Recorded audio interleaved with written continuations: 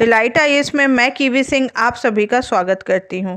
आज के इस वीडियो में हम अपने एनसीईआरटी समरी कोर्स में क्लास 11th के पॉलिटिकल साइंस के पार्ट 2 के चैप्टर 4 सामाजिक न्याय के बारे में पढ़ेंगे। इसमें हम क्या पढ़ेंगे? इसमें हम न्याय की अवधारणा के बारे में पढ़ेंगे, न्याय के सिद्धांतों के बारे में पढ़ेंगे और यह देखेंगे कि यह अलग अलग समाजों और अलग समय में किस तरीके से रखे गए थे। इसके साथ साथ हम विवरणात्मक न्याय के बारे में भी पढ़ेंगे, ठीक है, और किस तरीके से उस समय न्याय का सरोकार होता था, न्याय का हमारे जीवन में, हमारे सार्वजनिक जीवन में किस तरीके के नियम बनाए गए हैं जिससे बंटवारा होता है और चीज़ें बनाई जाती हैं। इसके साथ साथ हम ये भी देखेंगे कि जॉन रॉल्स का क्या सिद्धांत है, न्यायपूर्ण बंटवारा क्या होता है, सामाजिक न्याय का अनुसरण क्या है, मुक्त बाजार क्या है और राज्य के हस्तक्षेप के बारे में भी हम बहुत सारी चीज़ें इस चैप्टर में पढ़ेंगे, ठीक है।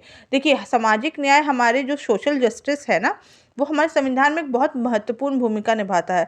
संविधान में एक बहुत बड़ा पक्ष इसमें दिया हुआ है, ठीक है। तो इसकी अवधारणा के बारे में, इसकी जो बेसिक चीज़ें, कॉन्सेप्ट है, वो हम इस चैप्टर्स में ख़त्म करेंगे। तो चलिए बढ़ते हैं अपने चैप्टर की तरफ। सबसे पहले हम देखते हैं अपने प्रश्न को। आज का प्रश्न है, राजनीतिक न्याय का क्या सरोकार है? कानून न्याय संगत होना, कानून के अनुसार न्याय मिलना, जनता की राज्य सत्ता में भागीदारी होना, बिना किसी भेदभाव के हर व्यक्ति को समाज में समान अवसर और सुख सुविधा उपलब्ध होना। इसका उत्तर मैं आपको वीडियो खत्म होने पर बताऊंगी। हम बढ़ते हैं अपने चैप्टर की तरफ और देखते हैं हम न्याय के बारे में, न्याय की अवधारणा क्या है और न्याय के प्रकार क्या है। न्याय का संबंध एक राजा के प्राथमिक कर्तव्य से। देखिए, अगर हम प्राचीन समय में देखें तो ये राजा का एक क्या बोलते हैं, प्राथमिक कर्तव्य होता था कि वह सभी जनता के लोगों के साथ न्याय करे, ठीक है। न्याय का संबंध हमारे जीवन व सार्वजनिक जीवन से जुड़ा हुआ है, जिसके द्वारा सामाजिक लाभ और कर्तव्यों का बंटवारा किया जाता है। प्राचीन भारतीय समाज में न्याय था वह धर्म के साथ जुड़ा हुआ था, ठीक है। धर्म में राजा का ये धर्म माना जाता था और परम कर्तव्य कि वह प्रत्येक व्यक्ति के साथ न्याय करेगा। और न्याय को विभिन्न तरीकों से परिभाषित किया गया है। कभी कभी यह भी माना जाता है कि जैसा आप बोते हैं वैसा काटते हैं, और कई बार ऐसा कहा जा सकता है कि ये मतलब आपके पिछले जन्म या आपने जिस तरीके का काम किया गया है, जैसे बोलते हैं ना, कर्म कर्म का फल आपको मिलता है, उसके बारे में भी कहा जाता है, ठीक है। न्याय जो है ना, वह 4 आयामों का प्रयोग करता है: राजनीतिक, कानूनी, सामाजिक और आर्थिक, ठीक है।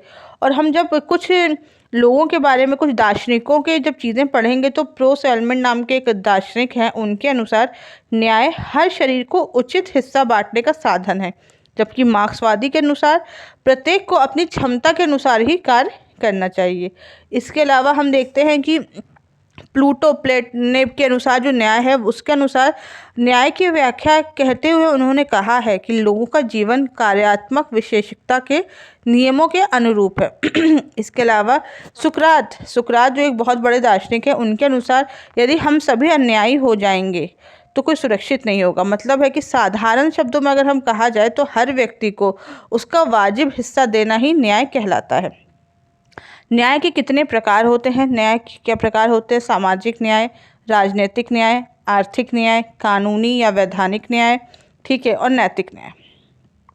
सामाजिक न्याय के बारे में हम जानेंगे तो सामाजिक न्याय का अर्थ है समाज में मनुष्य और मनुष्यों के बीच कोई भेदभाव ना हो, ठीक है। मतलब 2 मनुष्यों के बीच में कोई भेदभाव ना हो, कानून सबके लिए समान हो और कानून के समक्ष सभी बराबर हों, ताकि बराबर का न्याय हो सके। सामाजिक न्याय का अर्थ ये है कि समाज में उत्पन्न विकास के अवसर सभी वस्तुओं और सेवाओं का न्यायोचित तरीके से वितरण हो। मतलब जितनी भी चीज़ें मिल रही हैं वह सभी व्यक्ति को बराबर तरीके से मिले। राजनीतिक न्याय क्या है? राजनीतिक न्याय का अर्थ है राजनीति में होने वाले भेदभाव से मिलने वाले न्याय से है।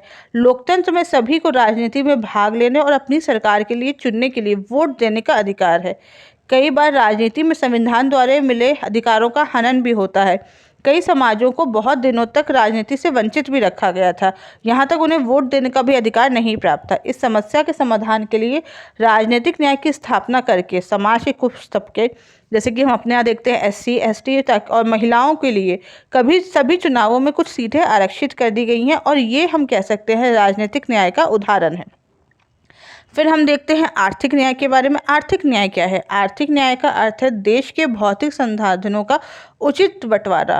और उनका प्रयोग हम लोगों के हितों के लिए करते हैं। आर्थिक न्याय की अवधारणा सब तभी चरितार्थ होगी जब सभी को आर्थिक आज़ादी प्राप्त होगी और वे स्वतंत्र रूप से अपना विकास संभव कर सकेंगे। उन्हें विकास के लिए धन प्राप्त करने और उचित प्रयोग के लिए समान अवसर मिलेंगे। समाज के वे लोग जो आर्थिक दृष्टि से पिछड़े हैं या असहाय हैं, उन्हें अपने विकास के लिए आर्थिक मदद भी मिलनी चाहिए और उन्हें कई प्रकार के आरक्षण और कई प्रकार की चीज़ें भी, उनके लिए सीट भी रिजर्व कर दी गई है। फिर आता है कानूनी न्याय या वैधानिक न्याय। कानूनी न्याय अथवा वैधानिक न्याय का अर्थ है कानून के समक्ष समता और न्यायपूर्ण कानून व्यवस्था। कानूनी न्याय राज्य द्वारा स्थापित किया जाता है और राज्य के कानून द्वारा निर्धारित होता है। यह इस बात पर निर्भर करता है कि राज्य द्वारा निर्धारित कानून उचित और भेदभाव रहित हो। ठीक है, ये हमने न्याय के प्रकार देखे हैं जिसमें सभी प्रकार के न्यायों के बारे में अच्छे से विस्तार से बताया गया है। अब हम देखते हैं सामाजिक न्याय। जैसे कि मैंने आपको बताया है, सामाजिक न्याय का क्या अर्थ है। सामाजिक न्याय का अर्थ है वस्तुओं और सेवाओं का न्यायपूर्ण वितरण। ठीक है, यह वितरण समाज के विभिन्न समूहों और व्यक्तियों के बीच होता है ताकि नागरिकों को जीने का समान धरातल मिल सके। जैसे कि हम देखते हैं कि भारत में छुआछूत की प्रथा का उन्मूलन किया गया, आरक्षण की व्यवस्था दी गई। इसके साथ साथ कुछ राज्य सरकारों द्वारा भूमि सुधार जैसे कदम उठाए गए हैं ताकि जो पिछड़ा तबका है, जो पिछड़े वर्ग हैं, गरीब लोग हैं, उनको भी बराबरी का अधिकार मिल सके। उन्हें भी जो उन एक समान जीवन जीने के लिए जो चीज़ें चाहिए हैं, इसके साथ साथ शिक्षा का अधिकार, नौकरी का अधिकार, सम्मानपूर्ण जीवन का अधिकार, यह भी मिलना बहुत ज़रूरी है। ठीक है, फिर हम देखते हैं कि सामाजिक न्याय स्थापना के कितने सिद्धांत हैं। देखिए, सामाजिक न्याय स्थापना के 3 सिद्धांत हैं। पहला सिद्धांत है सामान्य लोगों के प्रति समान बर्ताव, सभी के लिए समान अधिकार तथा भेदभाव की मनाही है। नागरिकों को उनके वर्ग, जाति, नस्ल या जेंडर के आधार पर नहीं बल्कि उनके काम और कार्यकलाप के आधार पर जांचना चाहिए। और अगर भिन्न जातियों के 2 व्यक्ति एक ही काम कर रहे हैं तो उन्हें समान पारिश्रमिक भी मिलना चाहिए। ठीक है, ऐसा नहीं होना चाहिए कि किसी को ज़्यादा पैसे मिल रहे हों और किसी को कम मिल रहा है। और ऐसी चीज़ें हम जेंडर इक्वालिटी में भी देखने को मिलती है। कई बार हम ऐसा देखते हैं कि एक मेल और फीमेल जब एक ही जगह काम करते हैं तो मेल को पैसा ज़्यादा मिलता है और फीमेल को कम मिलता है। ये नहीं होना चाहिए। ठीक है, इसमें जो दूसरा सिद्धांत है वो है समानुपातिक न्याय का। कुछ ऐसी परिस्थितियां भी हो सकती हैं जहां समान बर्ताव अन्याय होगा, जैसे कि परीक्षा में बैठने वाले सभी व्यक्तियों को एक जैसे अंक दीजिए। ठीक है, ये न्याय नहीं होगा ना कि कोई ज़्यादा पढ़ के आया है तो ऑब्वियसली उसको ज़्यादा नंबर आने चाहिए। ये बराबरी एक तरीके से सही नहीं हो सकती है। ठीक है, यहाँ पर मेहनत, कौशल और संभावित खतरे को अलग अलग रखकर अलग अलग तरीके से रखना चाहिए। ठीक है, तो यहाँ पर एक जैसा पैसा देना या एक जैसा किसी को मंथली वेजेस देना, ये भी न्याय संगत नहीं होता है। तीसरी जो स्थिति है वह है कि विशेष जरूरतों का विशेष ख्याल रखना। देखिए, जब कर्तव्यों और पारिश्रमिक का निर्धारण किया जाता है तब लोगों की विशेष जरूरतों का ध्यान रखना भी ज़रूरी है। जो लोग कुछ महत्वपूर्ण संदर्भों में समान नहीं है, उनके साथ भिन्न ढंग से बर्ताव करके उनका ख्याल रखा जाना चाहिए। ठीक है, कई बार हम देखते हैं जब हम एक कंपनी या एक फैक्ट्री में देखेंगे तो हम देखते हैं कि जो श्रमिक वर्ग होता है या जो मजदूर वर्ग होता है, उनको कई प्रकार के भत्ते मिलते हैं, उनको कई प्रकार की चीज़ें मिलती हैं। क्यों? क्योंकि उनका स्तर उतना नहीं है या उनकी जो ज़रूरतें हैं उसका ध्यान रखना एक तरीके से जो कंपनी के ओनर होते हैं, फैक्ट्री के जो मालिक होते हैं, उनका कर्तव्य होता है ये। तो वो कई बार उनकी ज़रूरतों का विशेष ध्यान रखते हैं और उन्हें कई बार अलग अलग तरीके की चीज़ें, भत्ते देखने को मिलते हैं। अब हम देखते हैं रॉल्स का न्याय सिद्धांत। ठीक है, अज्ञानता के आवरण, यह जो सिद्धांत है, रॉल्स ने न्याय सिद्धांत का प्रतिपादन किया है। यदि व्यक्ति को यह अनुमान ना हो कि किसी समाज में उसकी क्या स्थिति होगी और उसे समाज को संगठित करने, कार्य तथा नीति निर्धारण करने को दिया जाए, तो वह ऐसी ही सर्वश्रेष्ठ नीति बनाएगा जिसमें समाज के प्रत्येक वर्ग को सुविधाएं दी जा सकें।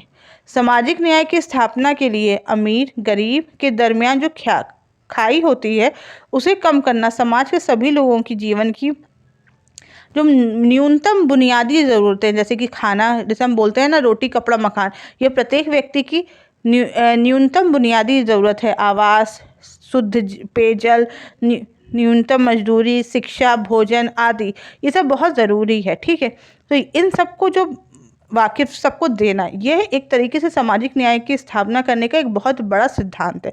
मतलब इस चीज़ में सब प्रत्येक व्यक्ति को ये जो अधिकार है, जो न्यूनतम चीज़ें हैं, वह सभी व्यक्तियों को मिलनी चाहिए। फिर हम देखते हैं मुक्त बाजार बनाम राज्य का हस्तक्षेप। ये क्या है, यह किस तरीके की चीज़ है? मुक्त बाजार खुली प्रतियोगिता द्वारा योग्य व सक्षम व्यक्तियों को सीधा फायदा पहुंचाकर राज्य के हस्तक्षेप के विरोधी है। ऐसे में यह बहस बहुत बार तेज हो जाती है। क्या अक्षम और सुविधा विहीन लोग वर्गों की जिम्मेदारी सरकार की होनी चाहिए, क्योंकि मुक्त बाजार के अनुसार वे लोग प्रतिस्पर्धा नहीं कर सकते हैं। ठीक है, बहुत बार हम देखते हैं कि कई वर्ग ऐसे होते हैं जो चाहते हैं कि वह प्रतिस्पर्धा में आए, लेकिन वह उतने टैलेंटेड नहीं होते हैं, और इस वजह से जब राज्य इसमें हस्तक्षेप करता है तो जो लोग टैलेंटेड होते हैं और जो सक्षम होते हैं उनको नुकसान पहुंचता है। ठीक है, तो ये काफ़ी पक्ष में आता है चीज़ें। फिर हम ये देखते हैं कि मुक्त बाजार के जो पक्ष में कई चीज़ें ये आती हैं कि बाजार जो होता है ना, वह जाति, धर्म और लिंग की परवाह नहीं करता है। बाजार केवल योग्य व्यक्ति की और कौशलता की परवाह करता है। ठीक है, और जब मुक्त बाजार के जो विपक्ष में जो चीज़ें आती हैं वह यह है कि मुक्त बाजार जो है वह ताकतवर, धनी और प्रभावशाली लोगों के हित में काम करने के लिए प्रवृत्त होता है, जिसका प्रभाव है वह सुविधा विहीन लोगों के लिए अवसरों को वंचित करना हो सकता है। अच्छा, अब हम देखेंगे भारत में सामाजिक न्याय की स्थापना के लिए किस तरीके के कदम उठाए गए। देखिए, अभी तक जितनी चीज़ें कही गई हैं वह अब हम देखते हैं कि किस तरीके से चीज़ें उठाई गई हैं। ठीक है, सबसे जो पहली चीज़ आती है वह है निःशुल्क शिक्षा और अनिवार्य प्राथमिक शिक्षा। भारत में प्राथमिक शिक्षा निःशुल्क है और अनिवार्य की गई है। ठीक है, यह एक सामाजिक न्याय में सभी लोगों की बराबरी के लिए एक उठाया गया एक बहुत महत्वपूर्ण कदम है। देखिए, शिक्षा किसी भी चीज़ के लिए बहुत ज़रूरी है, और शिक्षा के बिना हम किसी भी प्रकार की चीज़ों में नहीं आगे बढ़ सकते हैं। तो शिक्षा बहुत ज़रूरी है। इसके अलावा जो दूसरी चीज़ें हैं वह है पंचवर्षीय योजना। पंचवर्षीय योजना बना के एक तरीके, जब ये सरकार द्वारा चलाया गया कानून है, इसमें हम ये देखते हैं कि 5 साल की योजना बनाई जाती हैं, जिसके अंतर्गत कई प्रकार की योजनाएं चलाई जाती हैं, कई प्रकार की पॉलिसीज़ आती हैं। इसके साथ साथ कई बीमा, कई बार हमें बहुत सारे लोगों के लिए, किसानों के लिए, मजदूर वर्ग के लिए कई प्रकार की योजनाएं होती हैं जो काफ़ी फ़ायदेमंद होती हैं। इसके अलावा हम देखते हैं अंत्योदय योजना। इस प्रकार की योजनाएं भी वंचित वर्गों के लिए चलाई जाती हैं। इसके अलावा हम देखेंगे वंचित वर्गों को आर्थिक सामाजिक सुरक्षा के कई प्रावधान किए गए हैं, जिससे उनको अपनी सुरक्षा के लिए काफ़ी ज़्यादा महसूस करते हैं, व उन्हें कई बार ऐसा नहीं लगता है कि उनकी जो चीज़ें हैं या उनके जो अधिकार हैं वह उनसे छीन लिए जाएंगे। ये चीज़ें भी हमें देखने को मिलती हैं। इसके अलावा हम ये देखेंगे कि मौलिक अधिकारों के प्रावधान किए गए हैं, जिसमें सभी व्यक्तियों को सभी प्रकार के मौलिक अधिकार है। वहाँ पे किसी भी प्रकार का भेद नहीं किया गया, भेदभाव नहीं किया गया है।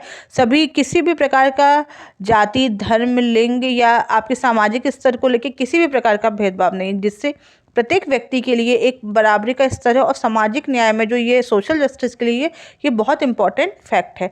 इसके अलावा जो नीति निर्देशक तत्व हैं उसमें कई प्रकार के हम कह सकते हैं कि कल्याणकारी योजनाएं चलाई जाती हैं, जिसकी वजह से, और जिसमें बहुत सारी चीज़ें ऐसी बैठाई जाती हैं जिसके आधार पर हम ये देखते हैं कि कई प्रकार के ऐसे कल्याणकारी योजनाएँ हैं जो बहुत ज़रूरी होती हैं, जो सरकार उनसे लेकर फिर राज्य सरकार या केंद्र सरकार बनाती है। तो ये जितनी भी चीज़ें हैं ये भारत सरकार द्वारा या भारत में सामाजिक न्याय की स्थापना के लिए उठाई गई हैं। ठीक है, तो हम आते हैं अपने प्रश्न की तरफ। तो आज का प्रश्न था कि राजनीतिक न्याय का सरोकार क्या है। तो इसका उत्तर है कि बिना किसी भेदभाव के हर व्यक्ति को समाज में समान अवसर और सुख सुविधा उपलब्ध कराना, यह राजनीतिक न्याय का सरोकार है। ठीक है, तो आज के वीडियो में बस इतना ही है। अगर आपको वीडियो से रिलेटेड कोई भी डाउट हो तो आप मुझे कमेंट बॉक्स में बताएं, और फ्री PDF के लिए हमारे टेलीग्राम ग्रुप को ज्वाइन करें। Thank you so much.